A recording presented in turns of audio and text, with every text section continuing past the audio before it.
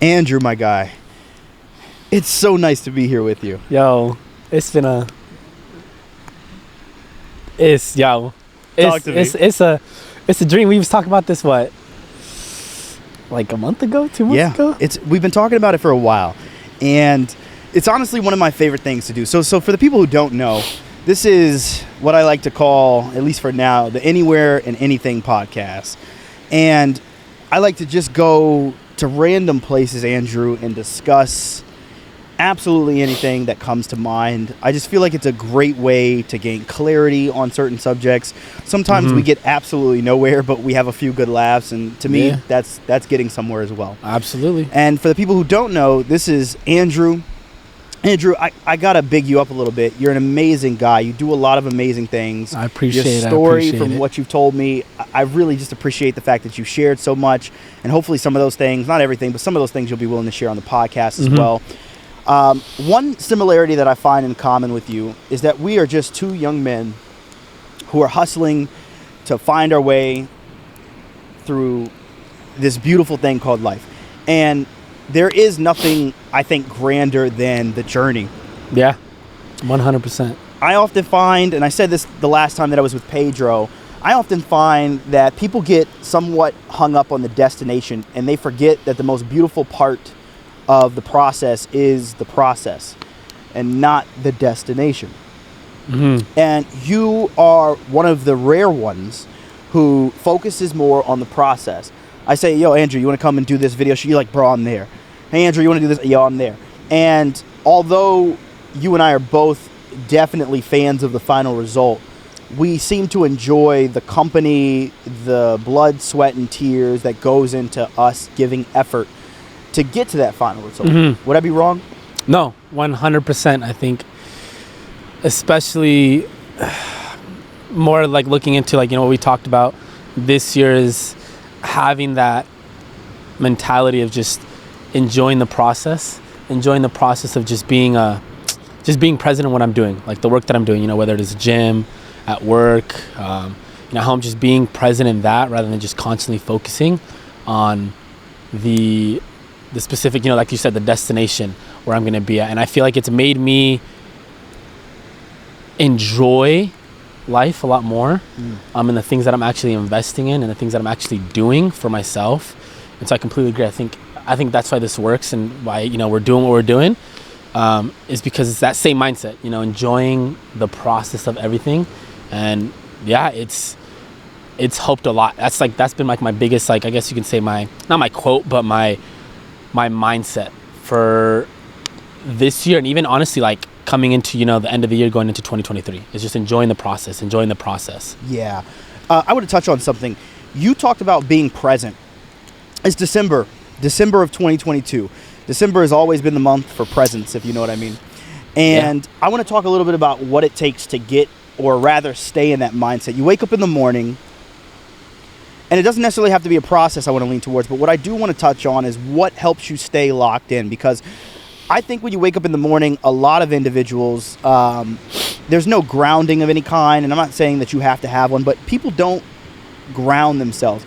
And they often go off into the day, and a lot of things tend to affect them. So whether it's a routine that you have in the morning or it's something that you say to yourself throughout the day, what is it that you do as an individual that helps you to stay present and doesn't allow you to, if you will, get lost in the sauce? For me, it's the biggest thing is like the why. So going back to the why, like why is it that I'm working hard? Why is it that I'm in this process of trying to get better? However, like whatever it is that you want to do, it's the why. And for me personally, even though it may sound cliche, it's family. Like I mentioned to you when we were talking a little bit, it's just everything that I've been through, this year, and then coming out of that and kind of going on that uphill that we talked about, and then now attaching a why to that. Like, why is it that I'm trying to go up? Like, why is it that I'm trying to get better? Why is it that I'm trying to grow? And for me personally, the why is in a sense family. Yeah, it's family. It's my mom, my dad, my little brother and sister. what they've done for me and everything they've been through. And it's like, okay, like specifically like my mom, she's sacrificed absolutely, everything for me, from pushing me to go to college, getting a better job, not settling for work or anything like that. And so that's constantly like the thing that I wake up every day and being like, even when I don't want to, go through the process and go through the challenges, it's like, okay, you gotta dummy it down and be like, okay, like Andrew, why is it that you're doing this again? Like, why is it that you want to get there?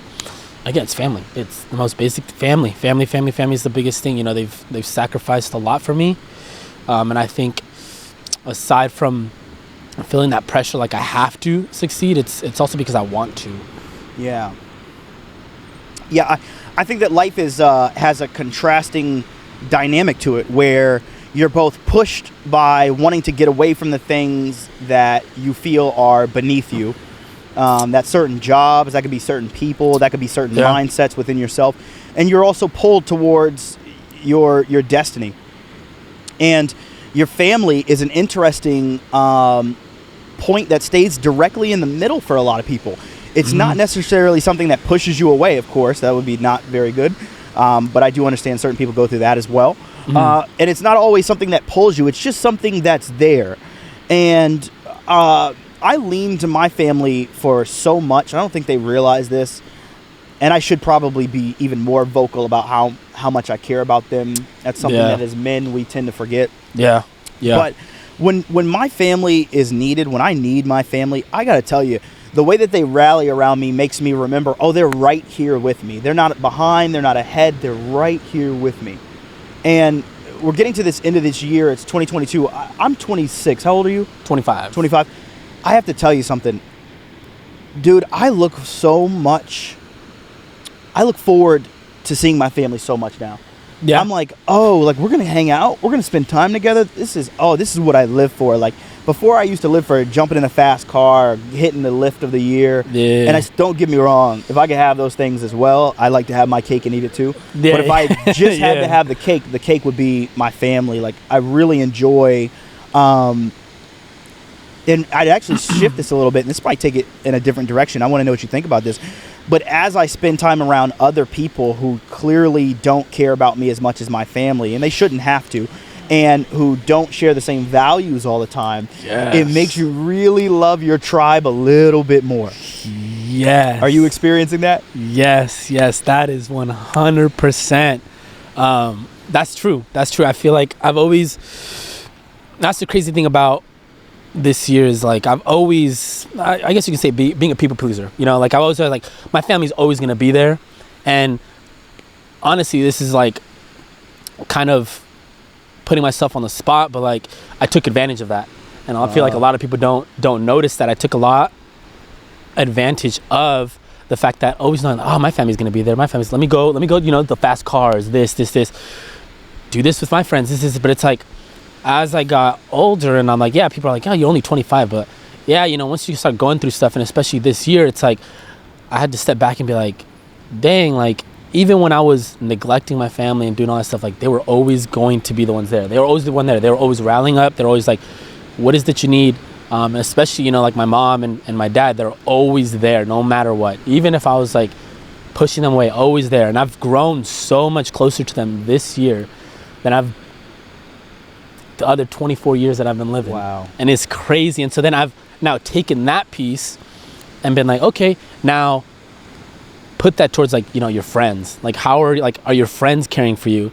And I noticed that all the stuff that I was going through, that even friends that I thought were my close friends and my best friends they weren't that. They never really checked up on me. They never did, they didn't even do the bare minimum stuff. And that's where I started realizing, like, dang, if they don't got the same morals and they ain't put in the same work that I would put in, then I don't necessarily need them in a sense. Yeah. And it made me draw closer to my family because I'm like, dang, I should appreciate them so much more. And I should hold that same standard, even though, family's blood, like you always have to, but it's like, you should still have that same standards when it comes to your friends.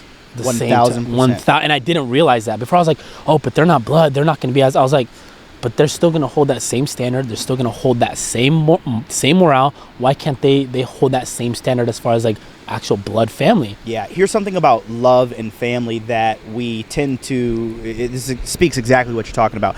My family never makes me promises that they don't intend to keep. Yep. Unfortunately, friends do that all the time. Yep. Even in the smallest ways, my family's like, oh, I'm not about to promise you I'm about to be able to do this, that, and the third if I can't know for a fact that I'll be able to back that up. And it's just interesting because you realize that that's not them trying to be mean in any way, shape, or form, but it's that they care so much about you that they don't want to set a standard that they're not able to uphold. And I've taken a lot of that into becoming a man. And going into 2023, one of my biggest focuses, we talked with you and Dawson about this earlier, is taking my blessings, sharing them with all of you, and committing. When I say I'm going to be there and I'm going to show up for you and I'm going to do something, I stand on my word. And I mean, I stand on my word on the date. I stand on my word on the subject. I stand on my word on the morale that I'm going to bring. Yep. I'm not going to show up and not be me. I'm not going to show up and be like, man, I really didn't want to be here, so I'm not going to give them everything I have. No, I'm coming full-fledged next year. And I'm cashing checks. I'm going to be looking at each and every one of y'all like, look, y'all said this is what you wanted to do. Let's see who's still standing by the end of 2023. Because I'm bringing that same morale that my family has brought to me where they said, Reg, we're going to show up and do this. Are you going to be there? And I'm like, oh, okay. Oh, they not playing around. I'm not playing around next year. Dang, that's tough. That is tough. Because I was thinking about this and I was like, having that same intentionality. And that's why I like trying to shift my, I don't want to say friendships, but trying to shift my mindset. And I thought like the word that kept popping up, like before we were going to do this, the word that kept popping up was like privilege. Oh, privilege. So surrounding myself with people, and this is now super self-centered and selfish, but let me explain, is I'm only going to give people who I really am and in a sense, get the privilege for me to give that. So in a sense for you, you're only going to provide, showing up, being there on time, all those things, but you're only giving that to people that are privileged enough to be able to do that. Yes. You're not just going to give it around. Yes. The thing that I struggled with the most was I was giving myself, because I'm a lover. If people know me and, people come back and they watch the podcast, they know me to my core. They know I love hard, I love deep, and I am a loyal person, loyal to the T. Sometimes a little more loyal than I should be. That's for another topic. But with that, I was giving that to everybody. Like if they were just tokens, like they were just pennies, like you can get them anywhere. Yes. That's what I was doing. And this year shifted. I'm like, no, like this should be a golden ticket. People should be privileged enough to be able to get that Andrew to the max. And so thinking about that when you were telling me, I was like, damn, I was like, same thing for you, Reg. Like you're giving all this to everyone. And even when, we were talking about like, yo, I was jumping on, because I've been telling you, I was like, okay, I want to do this, and this. You offered me the opportunity, and if I didn't take it the first time, I didn't take it the second time, I wouldn't hold it against you if you're like, all right, I'm done asking you. Yeah. Because again, the first time was an offer. The second time was a privilege. The third time, there ain't no third time, because this ain't baseball. This ain't baseball. It's not. Yo. It's not. And that's the mindset. Again, 2023, that's the mindset. This ain't baseball. It's not. It is. It's not. There is no, let me ask you once. We're putting that on a t-shirt. Yeah, exactly. This ain't baseball. That on a t-shirt. But that same mindset going into 2023 is, I'm not going to give myself to people and show them, the love, the loyalty, and always show out for people if they're not going to do the same for me. And people are like, well, you got to act with love. Yeah, but at the same time, I've been crossed so many times. I'm tired of it. I'm 25 years old. I'm like, nah, people, this is a privilege for you to be able to enjoy me. Enjoy me, but people think that's self-centered. No, but it's not. It's not, though. So my brother and I just had this exact same conversation, and I'm not going to beat a dead horse, so what I'd rather do is feed off of what you're saying. Unfortunately, for everyone who's listening, I want you to take this into account. You are allowed to shut people the fuck out of your life. I'll bleep that out just for YouTube. But you are 100% allowed to shut people out of your life. Your time is a privilege. It's called spending time. Nobody else can spend it for you. Yep. That's your time. Yep. You deserve it. You get to allocate it as you see fit. And anyone who questions that can get the hell out of the way. With that being said, it's unfortunate, highly unfortunate, that people come around and they get upset when you cut them out because they didn't see all of the years of people doing you dirty. They just happen to be on the short end of the stick. This is the byproduct of people having treated other people poorly for all of this time. And I know what you're thinking. Oh, guys, it's not that serious if someone canceled a date on you. That's not what we're talking about. Nah. We're talking about the extreme, inconsiderate, inconsistent nature of people in this day and age. Individuals don't take other individuals serious. Let me back it up and say it again. Individuals don't take other individuals serious in this day and age. We forgot that we are truly spending time, Andrew. Yes. Andrew, we're spending our time. I will never get these seconds back. Exactly. Exactly. And that goes with everything. So that goes with family. That goes with relationships. That goes with friendships. That goes with, even co-work. That goes across the board. Andrew, it goes with yourself. Exactly. How you spend time with yourself needs to be productive. Exactly. And that's the mindset. And I never realized it until excuse my language, mama, but all the bullshit. And then being able to spend that time alone and be like, okay, now I have to reflect and be like, what was it? Like, I didn't do anything wrong. But it's like, what was it that I could have done better in a sense of just my life? And so reflecting on it and then coming to that realization yo, Andrew, you a good dude. You a good man. But you a good man to the wrong people. The wrong people. Now you got to shift and surround yourself with people that aren't going to, cross you, aren't going to, take advantage of that time, are actually going to be purposeful. And that's, again, going at everything with a purpose and being able to, what's going to add value to you? If I'm at this, I'm either going to go this or stay like this when it comes to someone adding. Who's going to add value to it with back to the progression, with the progression that we're trying to get to. Yeah. There's an interesting theory that I've been working on recently that coincides with what you're saying. When you make that shift, first, let's just discuss this. People are going to get upset with you. Yeah, 100%. Okay. Perfectly fine. It's understandable. Change is not easy for everyone. Finding the right tribe is not an easy battle. That's what we're trying to do right now too. So, it's not easy. It's tough. I have gone 26 years. I have found 2 extremely close friends. I found about 6 or 7 friends right outside of that little circle, and then I found a couple of people who I would consider at that point to just be like, what do you call them when you just run into people? Acquaintances? Acquaintances. Thank you. That's the word, acquaintances. To find those 1 or 2 close friends, if you don't have them, you have to go through a couple of different metrics. The first hurdle that you have to cross is you have to enjoy their company. That's a given. The second one is they need to be adding value to you. The third one is they have to enjoy your company. And the fourth is you have to be adding value to them. Now, you can only truly control 3 of those metrics. I know this sounds weird, right? But you can only control 3. I can control if I add value to your life because I can find out, what does Andrew need? Okay, what does Andrew want? All right, do I think those things are productive? Okay, I do. Here's how I'm going to help him succeed, right? And I'm not doing that because I'm trying to win you over. I'm doing those things because I'm like, if you win, I win.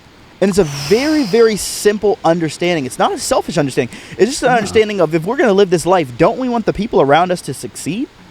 Because then we succeed. Not succeed financially or monetarily, one and the same. Not succeed in terms of I feel great when I go home. No, you succeed in one aspect, which is an old saying that I've always embraced. Your rent here on earth is your service to others.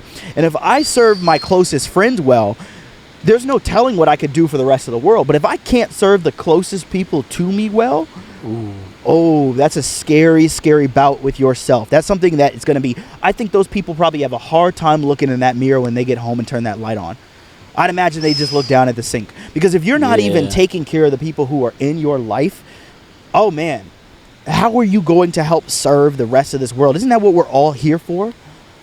We're not here for just us. I'm not saying we're not here only for us. Like, we could be here for us as well. But, like, there's got to be more to this. There's not 8 billion people on this planet for us to just care about us. There's not 800 billion or however many animals and lives there are just on this planet alone. We can get into aliens later. That's always a fun topic. But there's not all of these different people, all of these different life forms for us to just simply take care of just ourselves. I loved what I think his name is Eben Britton, and he sometimes speaks on the Mike Tyson podcast, and he says, we could be gardeners of this place. Ooh, Andrew, that one hit me deep. He said we could be gardeners. It was either gardeners or caretakers. He said we could be caretakers of this place. And it just really hit me deep, because I said to myself, oh, we could stop tearing down rainforests. We could stop polluting our oceans. But we can't even take care of our closest friends. So people are like, oh man, it's real far-fetched to think that you could stop deforestation. Yeah, because you ain't even taking care of the people who's within your household.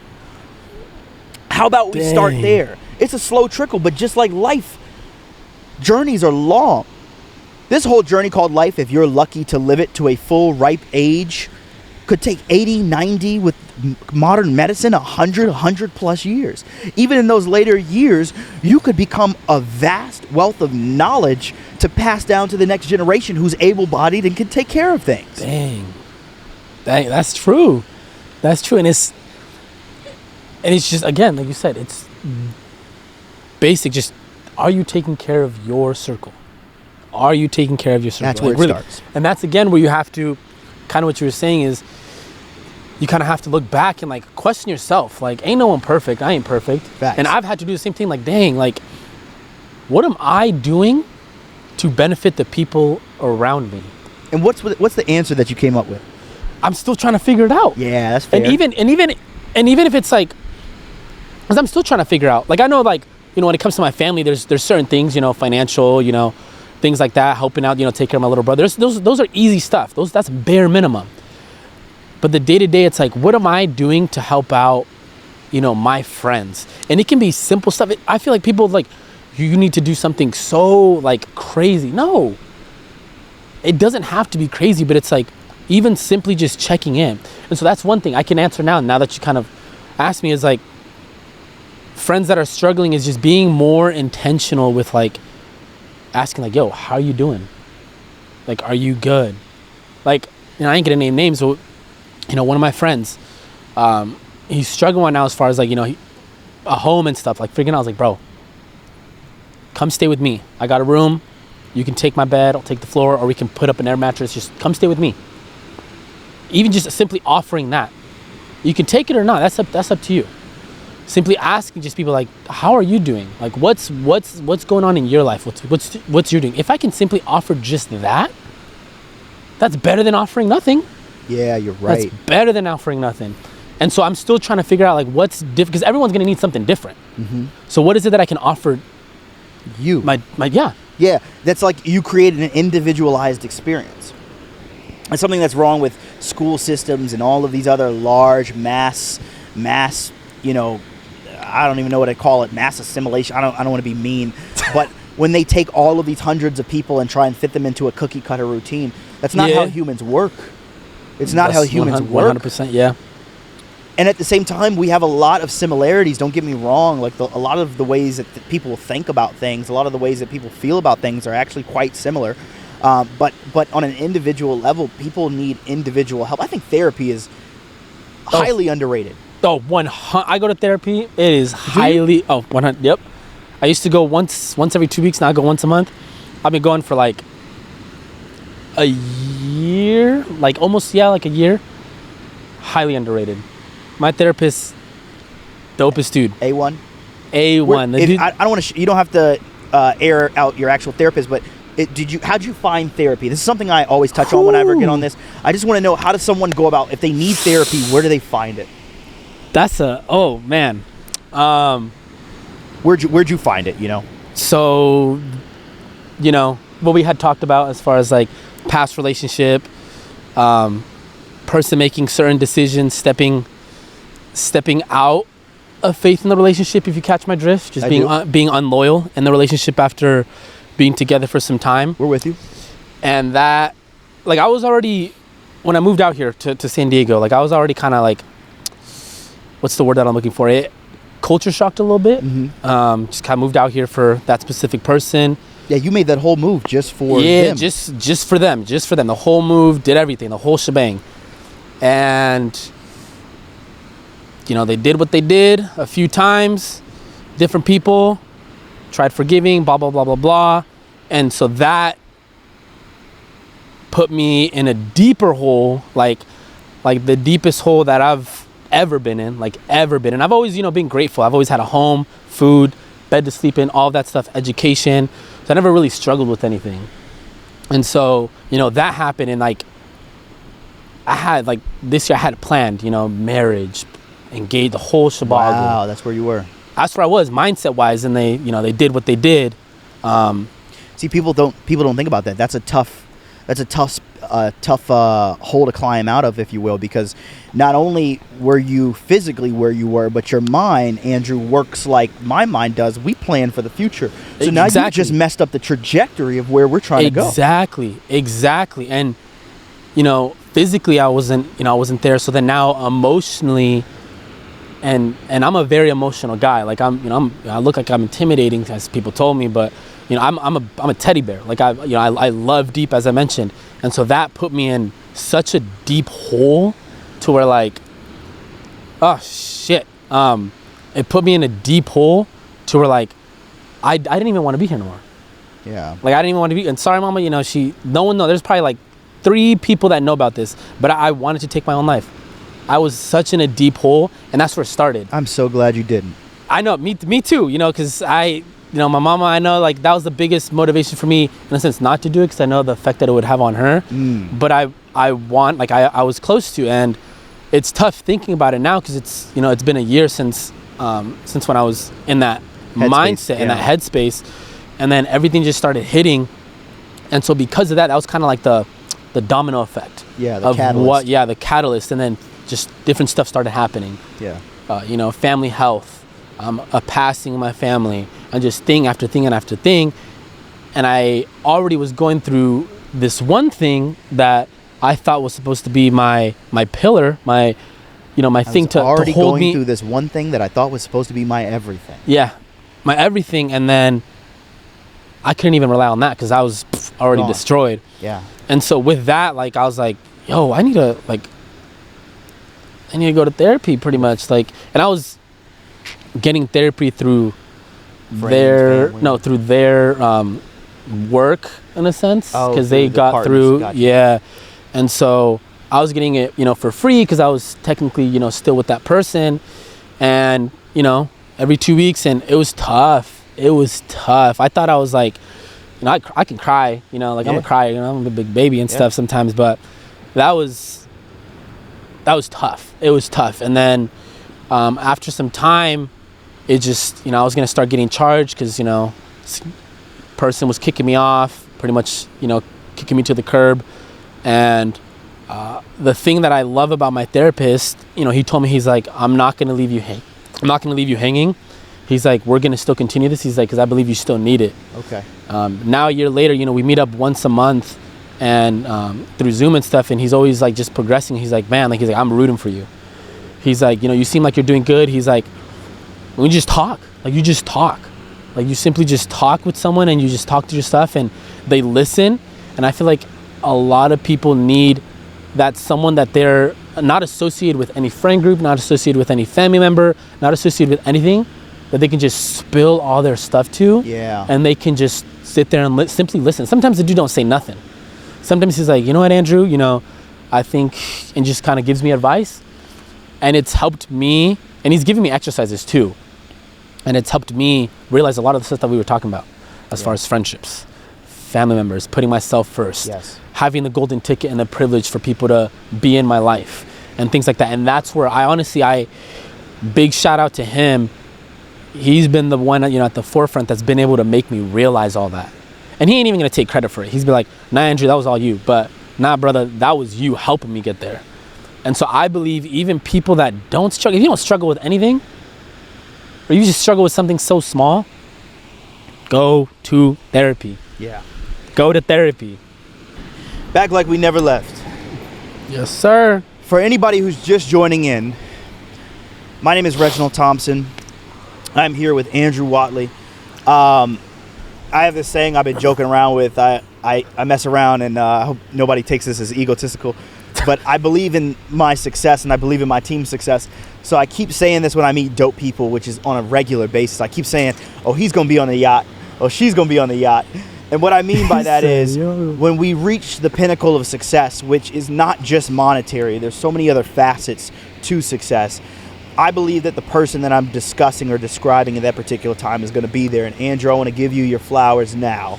Oof. Because although I'm going to give them to you then as well, I feel like you need them before we start this journey and afterwards. Oh, I appreciate that. Okay? Oh, I appreciate that. And we found ourselves once again here at the beautiful La Jolla Shores area. I come here to run. I come here to think. I come here to be. I discussed this with a friend one time, and I heard it originally from a gentleman named Mikey who works at the Trader Joe's.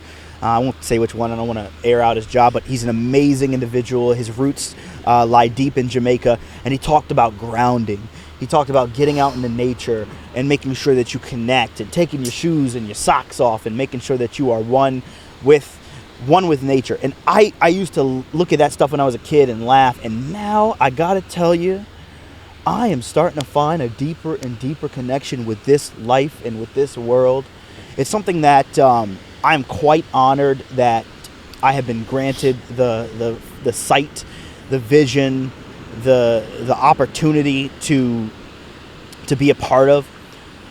I think everyone should have a place, a thing, a moment of decompression within their lives. Mm-hmm. How do you find your time to decompress, and how do you use your time to decompress? Oof.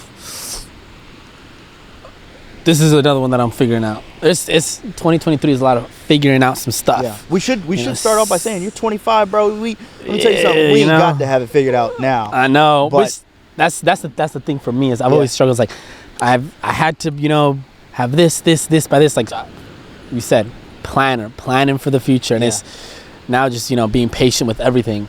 But honestly, one of the biggest things is this year after, everything, I got back into church. That was one of the biggest things. Yeah. And surrounding myself with people that were like just genuinely there for me, for what I'm going through, praying for me. And, through the holidays and stuff, I don't want to throw out excuses because we shouldn't have excuses, I haven't been as grounded in that aspect as I'd like to be, but that I would go to church 30 minutes early, and they'd be playing worship and stuff, and I'd just sit there. And that's your moment. And that's just sit there, and sometimes it'd be only 10 minutes, and I just sit there and just feel after long days of work, middle of the week, and I'm like, dang, okay, this is my time to just be at peace, be calm, just let everything just go. Doing that is one of the biggest things. And another one is that I've been doing a lot more frequently too, because we talked about family, is just being more intentional with going to go spend time with my family. I'm very fast paced, so I like to get stuff done. So I go home, go get a haircut, say hi, blah, blah, blah, bye, I gotta come back, do some chores. Yeah. But now I'm like, why do I always gotta there's gonna be time to do that. Yeah. And so just going to go and spend time with my family, just leaving all the stuff that's in San Diego, because all my responsibilities are in San Diego, and just going to go spend time, with my parents, my sister, my little brother, he's growing up super fast. So just allowing myself to be okay, just be at peace with what you got right now. Right this moment. That can be a lot of things for people. Like you said, going on walks, running, being out, in nature. For me, it's family. For me, it's, going to church, and just being grounded that way, just leaving everything at the door pretty much, honestly. That's beautiful. And I'm going to segue into a topic that's not talked about very much now. I really want to do a podcast one day where I can get people from different religions to all sit together for one main purpose, and this is totally a selfish purpose, but it's to destroy the stigma that we are all don't like each other or that we all feel hatred toward each other. But for now, while I have you here, we're not going to go necessarily in that direction. Yeah. I'd rather talk a little bit more about what religion is for you. What is your connection like with God? Is it? What is your connection? Are you Christian? Yeah. Okay. Yeah. What is your connection with God like? What do you find churches are like? I'm guessing like wells, deep wells where you can go and draw the deepest of prayer, the deepest of what you need when you're there. Or maybe I'm wrong because I don't spend almost any time in a church. What is church for you? What is your relationship with God like? If I may ask. It's, how do I put it? And not to backtrack, I would love to be a part of that podcast. That'd be dope. Yeah. Because I have a lot to talk about that. And it kind of jumps onto what I'm talking about. I have a lot of questions. For me, honestly, I feel like a lot of people just look at church like, oh, like you go and it's just this very pre-scheduled, pre-done thing that it's just all scheduled and it's just time to. No, for me, like, especially the one that I go to, everyone's been through stuff. I'm talking like everyone's been through stuff. Like some people have killed people. Some people like have, drug addictions, like just been in prison, like done some hard time, a lot of stuff. And so to see like, dang, like this person's been through it, been drugged through the mud. And now they're here, they're healthy, they're just loving, and they just got a whole new life, and they get, in a sense, a second chance. It's crazy. And they were the one person that wouldn't have lived a day past 18, but now they're 30 years old. A lot of people that I talk to, they're like, yeah, I didn't think I was going to live past 18. I didn't think I was going to live past 25. I didn't think I was going to live past this. I thought I was at one day going to get shot up because I was a gangbanger. Stuff like that. And I'm like, dang. And it's made me realize, for me, my relationship when it comes to God is simply just loving on people. And it's crazy because I was listening to a small little clip from a Logan Paul podcast, Impulsive, whatever, and one of his best friends, George Janko, he's a Christian. He puts it the most best way possible, and he's like, I don't hate anybody. He's like, I don't hate anybody. He's like, how they talk about different things, and he's like, it's just simply love. Like that's the relationship. It's just simply loving people through the hard times, and I've been trying to get to that. Even people that have done me wrong. Some people have done me wrong, like really messed up stuff that you're like, bro, why would you still keep them in your life after giving them 1, 2, 3, 4, 5, 6, 7 chances? That's just who I am. I'm a loyal person. And so when it comes down to it, it's just love. Like my relationship with God and my religion is just being able to love people even through the hard times. Wow. And that goes with like, that's the basic terms, and that goes with a whole bunch of other stuff too. That goes with like, if you're messing up and you're getting off the beaten track, even though I want to smack you around and be like, Reggie, get your crap together, bruh, I'm gonna do that with love, because at the end of the day, it's like, how is me being harsh to you gonna help you at all? It's just gonna make you drift away from me. You know what I mean? And so it's just going at everything with love. And I've been learning. I'm not perfect at this. I ain't the best. I'm still learning, especially after everything. And that's another thing going into 2020 is just going at everything with love. And it's a struggle. Yeah. It is the hardest thing. I hear that there is a strength and a protection in there as well from God for you, where you have the confidence and the resolve to withstand what people do to you and still have love for them. And that's not something that I would say I have. When people do me wrong, you now get one opportunity. You get one not like they let me down. That's different. When you do me wrong, or when I think you're going to do me wrong, I cut people out because I don't have the capacity that maybe a God-fearing man has to continue to work with you. I don't have it. Yeah. Because in my life, I take that back. I am a God-fearing man. I just don't know what I'm actually fearing. I don't understand, I think, much about anything beyond my relative world, if you know what I mean. Yeah. I don't know what happens outside of this life. I don't know what's happening inside of this life, honestly, to be real with you. But as a man who respects religion, as a man who listens and cares, it seems like one of the similarities I've found between different religions and different beliefs is a certain resilience to negativity, because it's that turn the other cheek mentality. And it's, don't get me wrong, it's human nature to not turn the other cheek and smack the out of someone. You know what I mean? If they do you wrong. And I think for me, it even goes to like, it's not like someone does me wrong and I'm like, okay, yeah, you did me wrong, let's still be friends. No, but it's being able to be like, okay, you did some messed up stuff. All right, you know what? That's fine, cool. But I'm not gonna allow myself to continue to be treated like that. I wish you the best. You know, you go focus on what you gotta do. If that's the way you gotta go about it, awesome. But I'm not gonna go and be petty, try and do something. And I'm still learning that. And it's a hard thing. I'm not gonna go be petty, do this. And there's some people that still be doing that. They'll be petty, they'll do all these little things just to entice me, to get that reaction that they want to get. Yeah. But it's like, nah, I just gotta be loving. Be like, all right, you keep digging at you. Because at the end of the day, for me, you're only making yourself look like a fool. But at the end of the day, it's, you know, whenever we do get called up, I'm gonna have to answer for what I did. They're gonna have to answer for what they did. You're gonna have to answer to what you did. And if I went about doing the same stuff you did back to you, two wrongs don't make a right. But you know, one wrong is gonna make a wrong, my right's gonna make it right. And I'm just gonna turn the other way and be like, all right, cool. Hey, if that's how you wanna go about stuff, cool. And that's what I'm learning to do, is not to just go back, because, you know, I would like to go back and pop off on people, but it's like, what is that gonna add value to me? Is that gonna add value? Is that gonna add value to me? It's like through your religion, you've learned how to correct a line.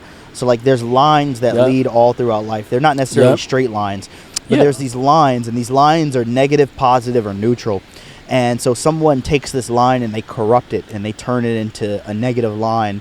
And then when that line crosses you, you're like, I'm not going to allow this negativity to continue. Yeah. Am I summarizing well? Yeah, exactly. And it's like, I know for me personally, at least for me, I still working on it. But when someone does something wrong, because I feel so deeply for stuff, and I feel deep for stuff, when someone does something wrong, it hurts a little bit more than a normal day-to-day person, because I'm like, dang, because then I start thinking about like, is that true? I start overthinking. I'm a huge overthinker. Same here. Huge overthinker, and I'm like, wait, and it ruins my day. It'll ruin my week. It'll ruin my month, or even ruin my year. And so I've had to learn, especially that, like when someone does something wrong, is being like, if I add negativity to that, it's just gonna ruin myself longer. That line. Okay, so here's a fundamental difference between you and I. Let me start with you. You have learned to take somebody's negativity and turn it into positivity. And you include them in that positivity to some degree, if they choose to embrace that gift that you're giving. Yeah. I take someone's negativity and I turn it into positivity by completely negating the negativity, but I don't extend positivity to that person. Like I think, and I'm thinking right now, if I could admit something on camera, that's a fundamental flaw in my design, at least where my design is right now. It's an ever evolving design, so wish me luck. But, no, I'm still learning too, bro. But I gotta tell you, people do stuff to me and I have this little chuckle. I text my brother, I text my other brother Mike. Bro, that's it. That's the end of it. I don't try to help you. I'm not coming back for you. Because in my mind, I also am like, I have too many people to help. And that's, once again, it comes back to, I think religion allows for capacity. Yeah, and 100%. And I've had, like, I'm not going to say his name, but he know his name. One of my best friends. He's like a brother to me. Since 7th grade. Went through high school. Then some stuff happened. Some pride on his side, happened. Didn't talk for like a year. Like a year. And then he reached out for my birthday. Yeah. Into college. And he apologized. Wow. After a year, he apologized. And that's my brother. I was a part of his wedding. I was his second best man because his brother had to be his first, whatever. That but guy. I know that guy. Not very important, a brother. Come on. Exactly. But he's my best friend. I can rely on him, and I can call him up in the most toughest situations, and be like, dude, like I'm just going through. And he's like, he'll pray for me. He'll pray for my family. He'll pray for my mom. My mom's pretty much like his mom. Like just constantly just doing that. And again, it's just realizing like I didn't do anything else wrong. I didn't. I just extended that positivity, and look at us now. It's growth, and it's just constant growth. And even now, like trying to extend that positivity to someone that did me wrong, that's still hard. Yeah. Like I'm still learning to do that with certain people. It's a day-to-day thing. And you're never gonna perfect it, because it's human nature. It's human nature to want to dig back at someone and not extend that positivity when they did you wrong. And that's what I'm learning to do. That's what I'm learning. And I've honestly, it's brought so much more peace to my life, because it's almost like, okay, I extend that positivity. You're just like a positive, person just shooting positivity all around. That the negativity is just bouncing out. There's no way for any negativity to come into your life because you're just constantly shooting that positivity. Yeah. Wow. And it makes you really reflect. Bro. Yeah. It took the words out of my mouth. You're really making me reflect on my behavior and the way that I handle negativity. Because the way I handle negativity seems to be the same up until one fundamental point that we've already touched on twice now. Can I ask?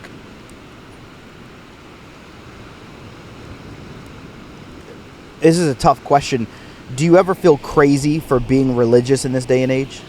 Like, I've noticed that I don't know if this is a collective attempt by a certain body or a certain governance, or a certain group, but I've noticed that people are now starting to relate religion and your belief in things. I don't want to say to something crazy, but they're trying to take the solidarity out of it. Mm-hmm. And have you encountered that? Do you ever feel? Let me ask you a different way. Do you ever feel strange for telling somebody, "Yeah, I'm a religious person"? Whereas that would have been a widely accepted concept 30, 40 years ago. You know what's funny is, and it's gonna be kind of long. We got time. When I first started, so my friend that I told you, he's the one that brought me into being a Christian. So I'm Mexican. Most Mexicans are Catholic. They're raised Catholic, not really practicing. When I first started, like I was really heavy into it. I had the capacity. It was brand new. And it's funny, as far as the crazy part. My parents were like, "Oh, you're this before you're a Catholic before you're a Christian." They thought I was crazy. And it's funny because me and my dad, our relationship, we were best friends. I was this little boy, we were best friends. And when I got older and I became a Christian, he was my biggest enemy. My biggest enemy. I almost went to blows with that brand. Like, it was either your life or my life, man. I kid you not. And I don't like using the word hate, but we absolutely, we hated each other. We just couldn't stand each other because of the fact that I was a Christian. And it came when I left to college, and it was almost like that. My parents almost thought I was crazy for the fact that I was picking to go to church over, my brother's this, or picking I had to go to, Bible study or this or that over doing this thing. So they thought I was crazy for picking that, almost like if I was being selfish in a sense, but I was trying to better myself. And so again, they thought I was crazy, and even, other family members and friends and stuff like that. And then, my dad apologized. "You're a grown man. I should have let you make your own decisions, blah, blah, blah, blah, blah." So close with my family. My family are my best friend. My mom's my best friend. I'm a big mama's boy. She's my best friend. Me and my dad, he ain't even really my dad. That man's like my homie. He's like my best friend. He's still my dad, but we act like, we're best friends. Like we, mess around and stuff. And so talking about that as far as crazy, I've had that experience. And it was for my own family. Like, now, dang, you crazy. Now walk me through what it's like from the outside world. Outside world as in? Everyone else outside of your family. Outside of my family, same thing. They're like, "Oh, you're You're and too good. I don't want to lead you in this direction. Like I'm No. I'm genuinely curious. This is one of those questions that I have, because it's something that I think I'm seeing, but I'm kind of questioning: am I really seeing this, or is this just a construct I've made up in my mind? No, and I get it, there's a lot of aspects to it that people are like, oh, they're crazy. Because I sometimes get when I've talked to people, are like, oh, so you're religious, so like you can't do this and this. I'm like, what are you talking about? I'm like, what? Like, where'd you get that from? And even when it comes to like, this is like, diving into like some stuff, but like even when they talk about like, oh, so like same sex marriage, things like that, they're like, oh, so you don't believe in that, you hate this type of person, this type. I'm like, when did I say that? Yeah. Yes, and I think that's a key fundamental misconception. Yes, is they put you in an immediate box. 100%. You never said I was in that box. Exactly. Yeah. And back to that's like looking at me and being like, you're black, you must like fried chicken. Now, granted, I like fried chicken. Bruh, let's have a you're discussion. Mexican, you like tacos. I'm not what? Mexican and I like tacos. But they look at me. It's like, but the crazy thing is, back to the podcast that I told you, George Janko, he talks about, he's like, I never said that. Because on that same podcast, Logan Paul goes, he's like, yeah, you hate gay people, you hate this, and he's like, I never said that. Yeah. When did I say that? Yeah, you find yourself defending and a point that you never... The crazy part is, if you watch it, bro, George Danko is the most calm. And he's like, I never said that. Yeah. The way he responds is crazy, because it goes back to this. People look at you on the outside, and this is, Logan Paul's his best friend, and he's talking to him, and he's like, you're this. That's his best friend. So imagine what people that are on the outside thinking of him. They're like, yeah, you're the this. I'm like, wow, the person closest to him. Exactly, and the closest person. So imagine the people on the outside. So I already know people on the outside are thinking like, Andrew's this. I'm like, that's fine. For me, I'm like, at the end of the day, again, it's back to simply just loving on people. I don't hate anyone.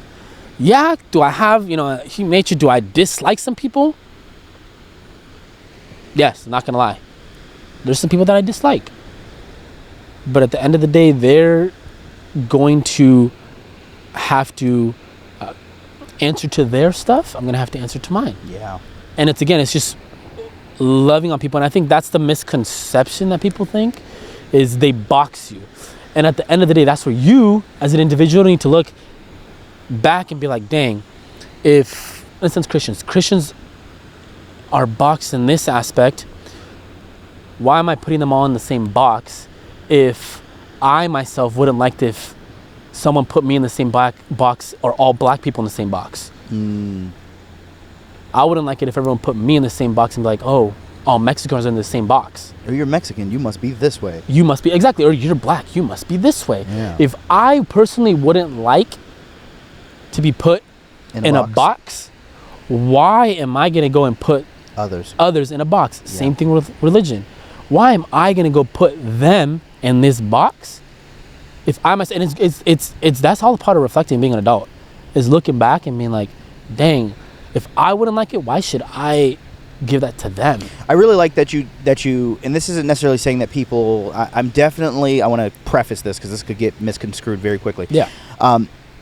When you said that when people get to where they're going after this is all over in this particular time and in this particular life, and God knows that I would love for there to be more than just this life, because I'm so happy with just this life. Yeah. That I'd like to know that there's more to it. What you're not saying when you feel as though people will reach that stage of judgment where they have to answer for their sins is, you're not saying that people's different beliefs and people's different morals are invalid or are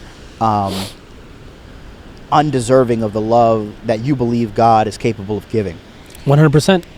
And with that, I'd like to say this. It's interesting to find that a lot of Christians, even a lot of Catholics, but a lot of Christians and Catholics no longer seem to hold this standard against certain things like gay marriage or other extremely prevalent and present topics in our society today, the way that they seem to have many, many years ago. Now, I'd like to also say I was not alive many, many years ago, so I don't really know what I'm talking about. But just based off of what I think I know, keyword think I know, it does seem to be that a lot of us are not as skewed on either sides of these polar opinions as our social medias and our news outlets would like for us to believe. I have often found that a lot of us tend to have some of the exact same concepts. Here's one I'll throw at you. If it ain't hurting nobody, keep on doing it. That's the way I feel about gay marriage. Yeah. That's the way I feel about so many different... That's the way I feel about gun ownership. That's the way I feel about freedom of speech. That's the way that I feel about a lot of different things. I have a bigger issue with policy that hurts an individual who is in a low-income neighborhood from being able to get approved for a loan that may help them better their lives than I do with somebody owning a rifle, right? The question becomes, in a lot of those different contexts, the question becomes, well, what is them owning the rifle going to do? Is it going to hurt somebody? Well, my question isn't whether or not they should be able to own a rifle. My question would become how easy it is for someone to get their hands on a rifle. Yeah. There's a lot of people, let's just admit something. Yeah. There's a lot of people who do not need guns. You do not need a gun. Yeah. You do not need a gun. Is it your right to have a gun in this country? Yes, it is. 100%. But we should make sure that we vet you because we do not want you to hurt anybody with that weapon. Plain and simple. I'm not talking about what type of guns or how many bullets it can shoot or who it is. Just the gun. Notice I haven't talked about that. I'm only talking about there should be a process in which... And so I say that to say this. If it ain't hurting nobody, I tend to have zero opinion in the matter other than to let people keep doing what they're doing. Yeah. Gay marriage is not hurting me. Look at me right now. I am at 0% being affected by gay marriage right now. As a matter of fact, I am extremely happy with gay marriage because a lot of my friends who are gay are very happy, and that makes me happy to see them happy. Yeah, yeah. You see what I'm saying? Yeah, and, and you have made a very interesting point, which is this. What you're really saying is, hey, we also unfortunately face that to some degree, even inside of just Christianity, inside of religion. And I hope that the dialogue that we spark throughout the next couple of years as we do this is a long-term play for both of us to have this type of dialogue. I hope that the dialogue that we spark is, hey, if it ain't hurting nobody, why are we all so bent out of shape about it? Yeah. And should we question whether or not there's an ulterior motive?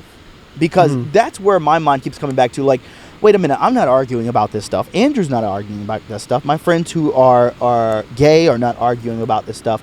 My friends who are straight are not arguing about this stuff. My friends who own guns aren't arguing about this stuff. I have friends in every single one of those boxes that we just checked. I have friends who are gun owners. I have friends who are gay. I have friends who are straight. I have friends who are Christian. I have friends who are Muslim.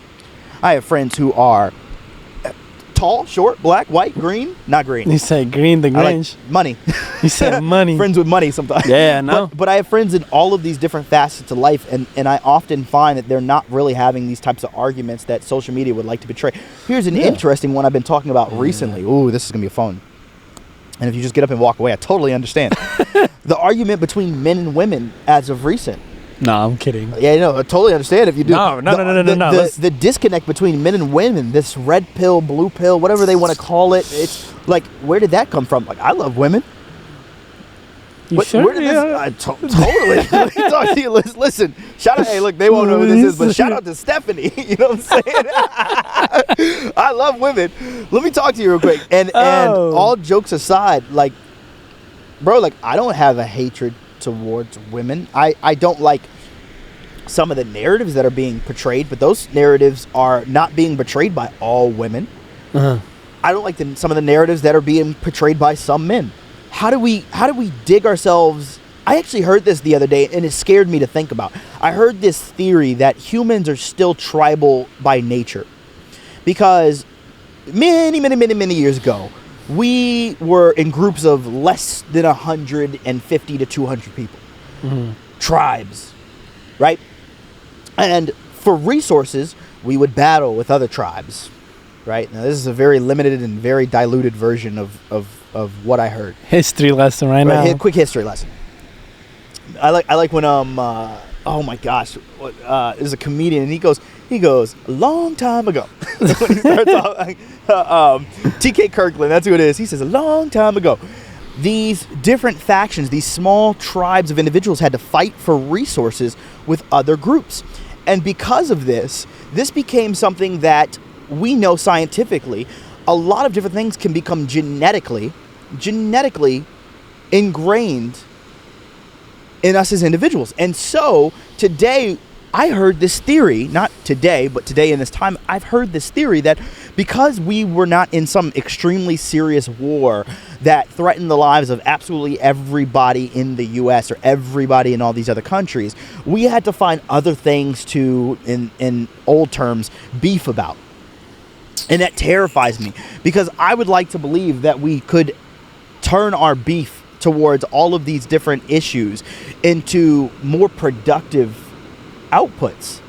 I think about life, Andrew, as output and input. Input is everything that you take in. So every time I turn on media, the sounds of these waves right now, the sound of your voice and what you're saying to me as it processes through my conscience is all input. But output, my question really as a young individual, 26, this is not a rhetorical question, this is a real question. Why the hell are we all so upset about these things? Or at least, why is it being portrayed that we're all so upset about these things? Because I don't really know that we are. You know what I mean? Like, I don't think we're all really that upset about all of this stuff. And if there are a few of us that are like, hey, yeah, I am really upset about gay marriage. Okay, you're upset. Let's have a conversation about it. Let's discuss it. But the way that we're going about discussing it is so compartmentalized that I don't think we're ever going to solve any and every issue. And I think that the only true solution to all of these issues is, I hate to say this, let people do what they want to do as long as it's not hurting anybody. And there's a couple of hot topic items that people would really, really debate inside of that sector, but let's get away from those for now. Yeah. Let's just talk about why we seem to want to have issues with one another. I'm not talking about you walk by that guy in the gym and you look at him and he looks at you crazy and y'all are like, I don't like that person. They're like, I don't like you. That's not what I'm talking. We know that happens all the time. That's natural. That's perfectly fine. And maybe that is a piece of what I'm about to discuss with you. The question I have for you is, this is a heavy question to bear. I'm so sorry I'm going to throw it at you. You're only 25. Throw it. How do we begin to move into an environment where everyone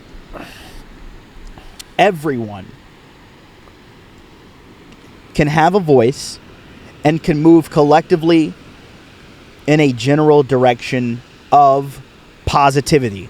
Not building something, like those can be subsectors of positivity, but in a general direction of positivity. What do you think needs to happen? I have an answer, but I'd like to hear yours first. Dang. And if it sounds like all of this doesn't make any sense, it's because I don't even fully understand. No, it does. I get what you're saying. Okay. And it's hard because it has to be collective. Yes. Which, it's not impossible. But it's hard. But it is very, very, very, very, very, very hard to ever do that. Okay. Because I feel like we're all already kind of just spread out so widely. Yeah. They talk about left, right, you know, you already know what I'm talking about, you know. But I get. But we're not though. I know, but the way things have just been portrayed already, I feel. But I agree, and I think to answer your question. And the most simple, dummied down answer. Yeah, I need that. Is communication. Yes. Communication. It's the exact same word that was on my mind. Yes, and I feel like, and I'm not digging on technology, social media, la-di-da-di-da-di-da-di-da. I feel like there's so much that I can put this towards. A lot of it's just, we're trying to paint this image of people that we really aren't. Because you know, people say like, oh, social media, you see what they want you to see. But really, that's not who they are. And I feel like that's made us lack the communication to actually just simply sit down. Like this, put a camera on and just talk. Yeah. Just with differences. And that's why, for me, and why, you know, all those questions and how we got here is just like being better at communicating. That's another big thing that I've been working on, is being better at communicating. And with communication comes listening. Because me talking and communicating to you I can do my part. But I if have Reg, to if you is just one ear out the other, there ain't gonna be We nothing. lost the whole and thing. That's the thing. There goes back to like communication. It might even set us backwards, because now you're under the impression that I'm not listening to you, therefore I don't care about what you're talking about. Exactly, and then That because could move us further away. Exactly. And why I said I feel like we're so spread out is because of the different type of mindsets that people have and the way we've gone, I guess, as a society. It's like some people are selfless, some people are super selfish, some people don't get so super selfish people don't care to listen about anything. Some people are super selfless that they don't know how to communicate. Some people are good at it. And so it's like, how do you get just these three different people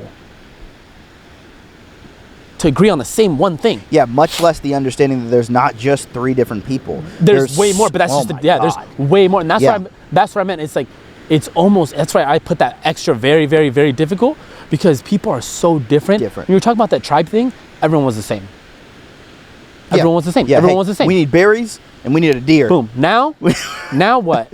Yeah. Everyone's so different, which is because awesome. There's so much more to because life there's now. so much more to life. And that's awesome. That's dope. You be your own person, do your own thing. But because we've pushed so much of that, it's hard to get so many people to agree on the same thing. Yeah. And this is gonna sound super dumb. This might not make sense. But how are you gonna make a person that's a carnivore and a person that's not a carnivore agree on the same thing? You know what I mean? It's difficult. It's difficult. It's very difficult. I think, man, the key word here for all of us tonight is I think. Because you notice I have not say I know. Because we definitely don't. We don't. Here's my theory. Communication was the same concept that I was going to throw out as the solution to all of our problems. If you want to shut down a country in war, we remember the video games. You throw out an EMP, you shut down all of the communication. The military can't talk to the other side of the military. The Navy can't talk to the Army. The teachers can't talk to the students. The governor can't talk to his people. And all of a sudden you have disarray. Communication seems to be the closest thing to a key that I can find. And Simon Sinek, an amazing speaker and an amazing thinker, tells the story of Nelson Mandela, and his, more specifically, his father, who was a tribal leader. And Nelson's father, apparently, as a tribal leader, would sit in a circle with all of the elders from this tribe. And he would be not only the last to speak, but he would do his best not to portray any emotion as to influence the direction of the conversation. Now, this is tough, but what if being the key word, what if we were able to facilitate that type of communication and then learn how to create it at scale, but in a way as to where we are cognizant that all parties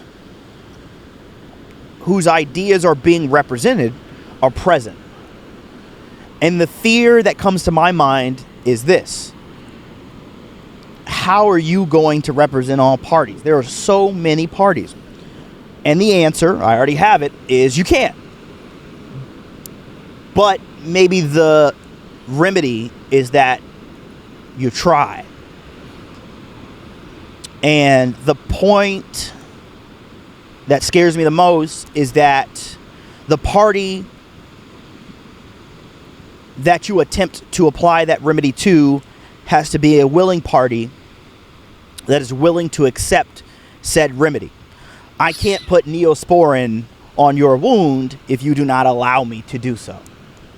And that's terrifying, because what I'm innately referring to here is I cannot speak to you if you are not willing to listen. And I cannot help you if I am not willing to listen. So, can we find a tribal circle that doesn't necessarily always require a chief or a tribal leader like Nelson Mandela's father? Maybe it does to help facilitate conversation. I don't know. But can we get back to where more opinions are being represented? I love our country. I love America. And I love every other country as well. I think Afghanistan is beautiful, a beautiful country with beautiful people in it. Spain. I think Spain. Oh, yes. Oh, my gosh. I think Spain is beautiful. I think Mexico Bali is beautiful. Mexico is beautiful. I think Germany is beautiful. I just met a young lady who was an au pair from Germany the other day. It's, I mean, just a beautiful soul. Stephanie? Huh? Stephanie? No, it wasn't Stephanie. No. But all of these individuals that we met from all of these different places, they all have something to say, and they all have a right to say it. The question is, how do we create a place for them to do it? And leaning back into my love for this country, my love for America, because of that very First Amendment, that freedom of speech, just a powerful one. The way that I see that we may possibly want to go, I'm not going to talk about where we've been, but where we want to go with freedom of speech is this.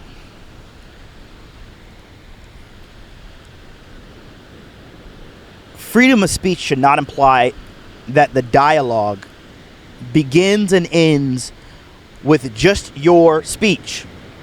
I'll let that marinate for a moment.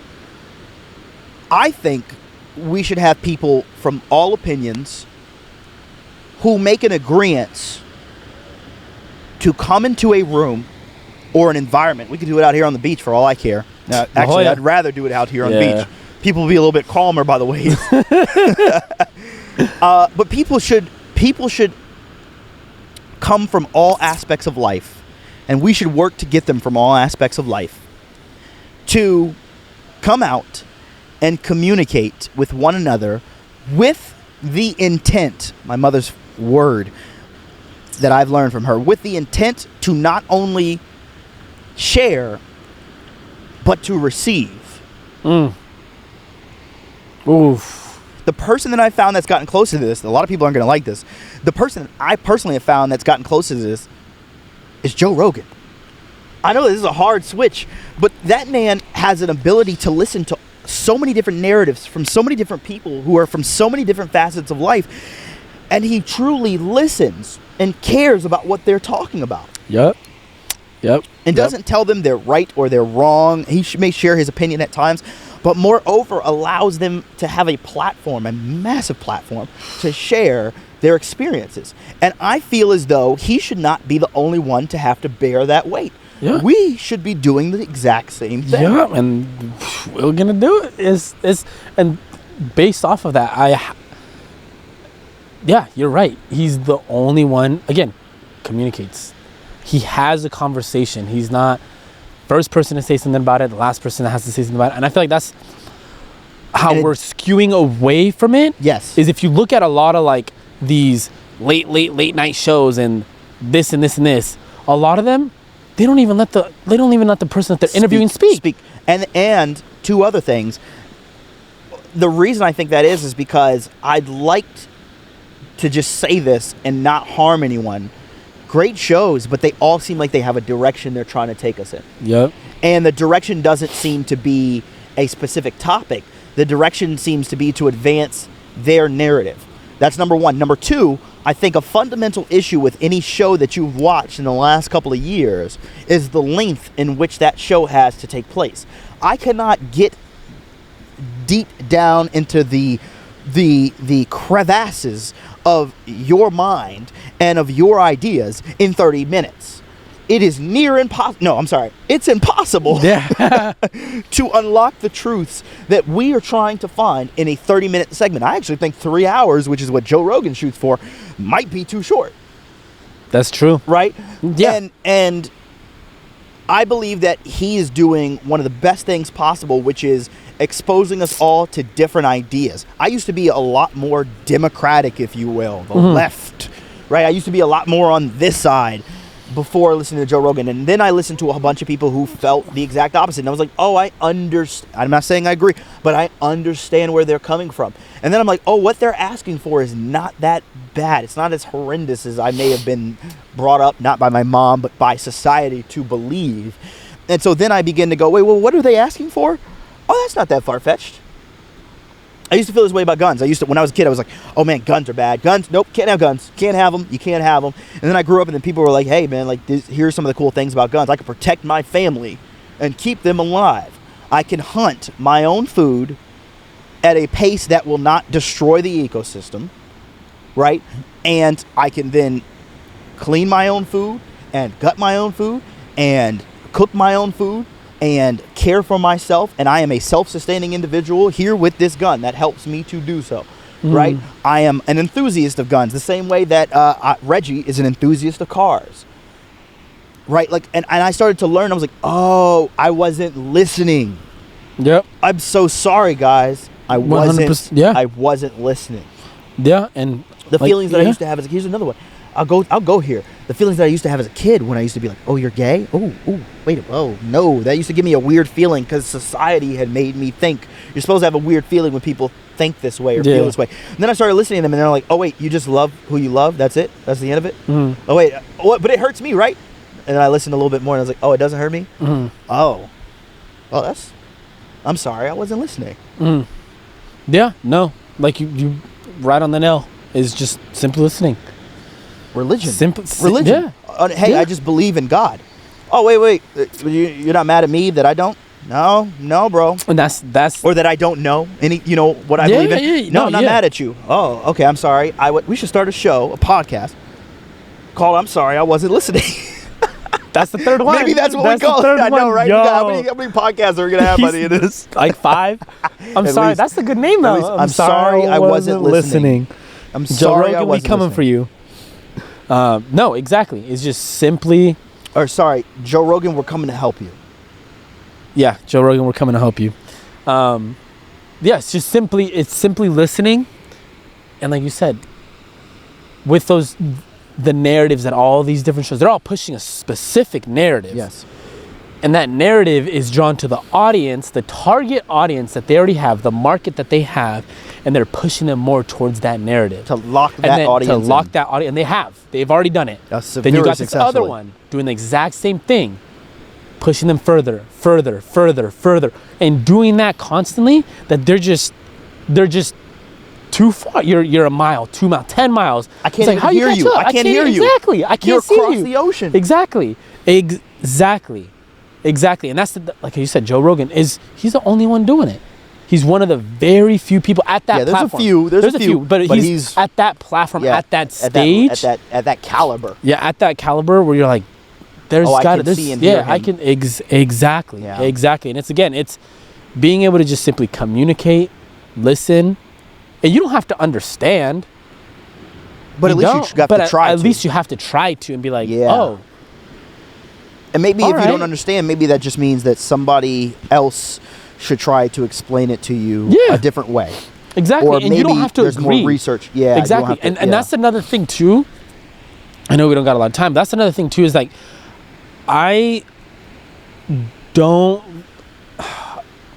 like how people always have to be with people that they agree with. Yeah, I'm like, yep. I'm like, and that's been me at times. Yeah, and don't get me wrong. Your inner circle should, most of the time, you should have, they should agree with you. Same morals, same ethics, same, Yes. Same that. But you guys aren't always going to agree on everything. Yeah. If you're surrounding yourself with people, and this is, for everyone, with people that are always constantly agreeing with you and everything you do, you're not going to grow. At all. You're not going to grow at all. You're going to just be stagnant. You're not going to grow. You're not going to experience stuff. You're just going to plateau. Yeah, you're going to plateau. And at some point, when someone doesn't agree with you, you're not going to know how to handle it. And your world's going to become colliding down. It's going to be difficult to get out of that situation. So surround yourself. And you don't have to, and that's the thing that I've always been like, oh, what? You, like you said, oh, what? You're this? Oh, what? You're that? Like, as I grew older, and especially even with like my religion, is being like, you don't have to agree with everything this person says. And that's the same thing for me. Like, if, you know, I have some family members that are gay. So I still love them just like I love my other family member that isn't gay. I love them the same. Yeah, there was no but at the end of that. Yeah, I love that. love them. There was no but. The same. I just love them the same. Exactly. You should know. And I we love may them the not same. agree on the exact same stuff, even if it's just simple stuff. Yeah. We may not agree. And even some of my best friend, the one that I told you about, love that man to death. He knows who he is. Love him. We agree on a lot of things. And there are certain things that we may not agree with, but I guarantee you that if I called him up and I needed something, He's there. He's there. He does not love me any less because we don't agree on something. Even if it's something big. He's like, you know what, man? He's like, that's your decision. I may not agree with it, but I do not love you any less. And I think there needs to be more people in this world just like that. You're not going to agree with everyone that you're with. And that's fine. And the moral of it all, as we wrap up here tonight, exactly the way that he came to you and exactly the way that you embraced him was through love, intent, and most importantly, communication. Yup. 100%.